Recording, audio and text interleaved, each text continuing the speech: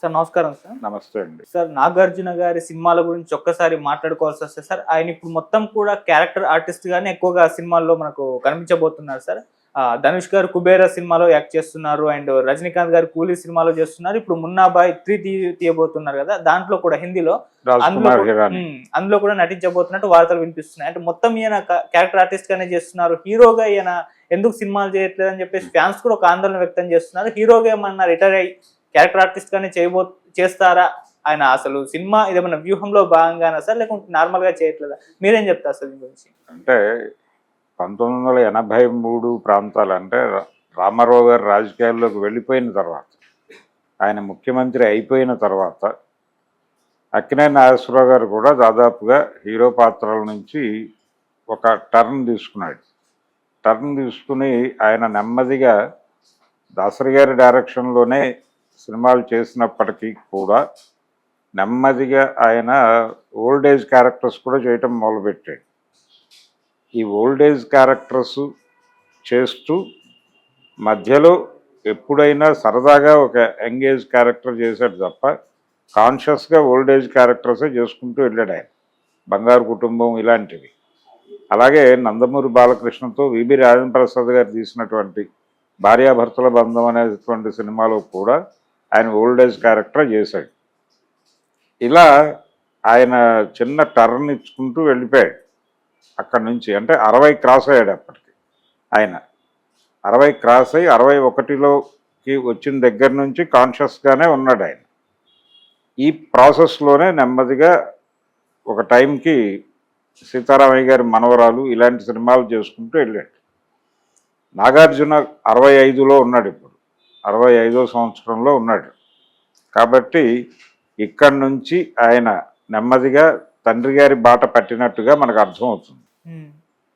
అంటే తను హీరోగా చేస్తే ఏ ఎలిమెంట్స్ ఉండాలి, ఎలాంటి సినిమాలు కోరుకుంటున్నారు, దీని మీద అంచనాలు కట్టుకుని ఆ సినిమాలు చేసి ఒకవేళ అవి రిలీజ్ అయ్యే టైంకి ఆడియన్స్ మూడ్ ఎలా ఉంటుందో తెలియని పరిస్థితి. కొద్దో గొప్ప ఆయనకి ఆ విలేజ్ బ్యాక్డ్రాప్లో చేసిన సినిమా కొంత లైఫ్ ఇచ్చింది. కానీ అంతకుముందు ఆయన చేసినటువంటి యాక్షన్ సినిమాలు రెండూ కూడా ఆయనకి నెగిటివ్ రిజల్ట్నే కట్టబెట్టాయి. అందుకని ఆయన కొంచెం ఆలోచనలో పడ్డాడు. ఆలోచనలో పడి నటుడిగా తను ప్రజలకు దూరం కాకూడదు అనే ఉద్దేశంతో, అంటే కొత్త జనరేషన్ వచ్చేసింది. ఈ కొత్త జనరేషన్ రావడంతో పాటు థాట్ ప్రాసెస్ మారింది. సినిమా మేకింగ్లో చాలా మార్పులు వచ్చేసినాయి. మార్కెట్ సినిమా గతి మారింది. సినిమా 3 దశల్లోకి షిఫ్ట్ అయింది. ఇప్పుడు లోకల్ మార్కెట్ సినిమా, అలాగే pan India market cinema, global market cinema. Local, global, pan India అనే 3గా డివైడ్ అయిపోయింది. ఈ డివైడ్ అయిపోయిన పరిస్థితుల్లో హీరోగా చేస్తే ఏ మార్కెట్లో నిలబడాలి అనేది ఒక కార్యక్రమంగా మారింది ప్రతి హీరోకి. ఈవెన్ చిరంజీవికి కూడా అదే ప్రాబ్లం.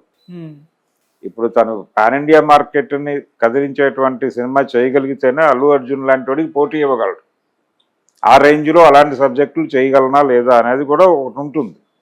చేయగలగచ్చు, కానీ ప్రభావం వేయగలరా లేదా అనేది ప్రధానం ఇక్కడ. ఈ గందరగోళ పరిస్థితుల్లో తను హీరోగా సినిమా చేయటం కన్నా కూడా తన ప్రెజెన్స్ నేషనల్ లెవెల్లో ఉండటం మంచిది అని అనుకుంటున్నాడు ఆయన. ఇదొక వ్యూహం. ఈ వ్యూహంలో భాగంగానే ఆయన ధనుష్ సినిమాలో క్యారెక్టర్ చేయటం, ఇది డెఫినెట్గా పాన్ ఇండియాకి వెళ్తుంది. సో ఆయన అన్ని మార్కెట్లోనూ ఉంటాడు. ఆయన గతంలో హిందీ సినిమాల్లో చేశాడు. ఖుదాగవా లాంటి సినిమాల్లో కూడా క్యారెక్టర్స్ చేశాడు. సో నాగార్జున నోన్ ఫేసే అక్కడ. నోన్ ఫేస్ కాబట్టి దీని తాలూకా అడ్వాంటేజ్ని ఈ సినిమాల ద్వారా అర్థం చేయిస్తే తనకి బాలీవుడ్ నుంచి కూడా ఆఫర్లు వస్తాయి. గతంలో బాలీవుడ్ నుంచి వచ్చిన ఆఫర్ల మేరకు సినిమాలు చేశాడు ఆయన ఆఫ్టర్ శివ. సో ఇప్పుడు మళ్ళీ అదే మార్కెట్ని రీఓపెన్ చేసేటువంటి ప్రయత్నాల్లో ఉన్నాడు ఆయన. అందుకని స్పెషల్ క్యారెక్టర్లు చేసుకుంటూ వెళ్ళిపోతున్నాడు. పాన్ ఇండియా మార్కెట్లో నిలబడాలి, లోకల్ మార్కెట్లో సినిమాలు కాదు. అందుకని ఈ పోకడ ఇప్పుడు పరిస్థితి ఎలా తయారైందంటే, ఇక్కడి నుంచి కింది నుంచి పైకి ఎలా మూమెంట్ ఉందో పైనుంచి అలాంటి మూమెంటే ఉంది. బాలీవుడ్ వాళ్ళు కూడా లోకల్ మార్కెట్ వాళ్ళని ప్లేస్ చేయాలని అనుకుంటున్నారు టార్గెట్ చేసి. దీంతోపాటు వరల్డ్ సినిమా కూడా ఇప్పుడు హాలీవుడ్ వాళ్ళు కూడా లోకల్ హీరోల కోసం, లోకల్ టాలెంటెడ్ ఆర్టిస్టుల కోసం చూస్తున్నారు. అంటే అందరినీ కొంత నేము ఫేము ఉన్నవాడిని ఇన్వాల్వ్ చేయడం ద్వారా ఈ మార్కెట్ని కూడా క్యాప్చర్ చేయొచ్చు అనే ఉద్దేశంతో ఎక్కడో చోట ప్లేస్ చేయాలనుకుంటున్నారు. ఇప్పుడు నాగార్జున నిజంగానే సీరియస్గా క్యారెక్టర్ రోల్స్ షిఫ్ట్ అవుతాయి. ఈయనకి ఇంటర్నేషనల్ మార్కెట్లోకి వెళ్ళేంత సమర్థత ఉంది. అటువంటి ప్రయత్నం ఏదన్నా వాంటెడ్గా చేస్తున్నాడా, ఇది వ్యూహంలో భాగమా అనేది ఆలోచించాలి. ఒకవేళ అదే నిజమైతే ఆ ప్రోగ్రాంలో ఆల్రెడీ ఎమర్జ్ అయిపోయినట్టుగా భావించాలి. ఆయన చేస్తున్న సినిమాలు ఏది కూడా, ఇప్పుడు రజనీకాంత్ సినిమా ఉంది, రజనీకాంత్ ఇప్పటికీ ఆ ఇమేజ్ మీద మేనేజ్ చేసి ముందుకెళ్తున్నాడు. నాగార్జునకు కూడా ఆయన ఇమేజ్ని మేనేజ్ చేస్తూ ఆయన్ని, అంటే వింటేజ్ హీరోలని జనం ఎలా చూడాలనుకుంటున్నారో ఆ మేనరిజమ్స్ అవన్నీ ఉంటూనే కొత్త తరహా సబ్జెక్టు వాళ్ళతో డీల్ చేయగలిగితే ఆ సినిమా డెఫినెట్గా హిట్ అవుతుంది అనేది విక్రమ్ అనే సినిమా, జైలర్ అనే సినిమా మనకు ప్రూవ్ చేసినాయి. వాల్తేరు వీరయ్య కూడా ప్రూవ్ చేసింది. బాలకృష్ణ గారి సినిమాలతో కూడా అదే చేస్తున్నారు.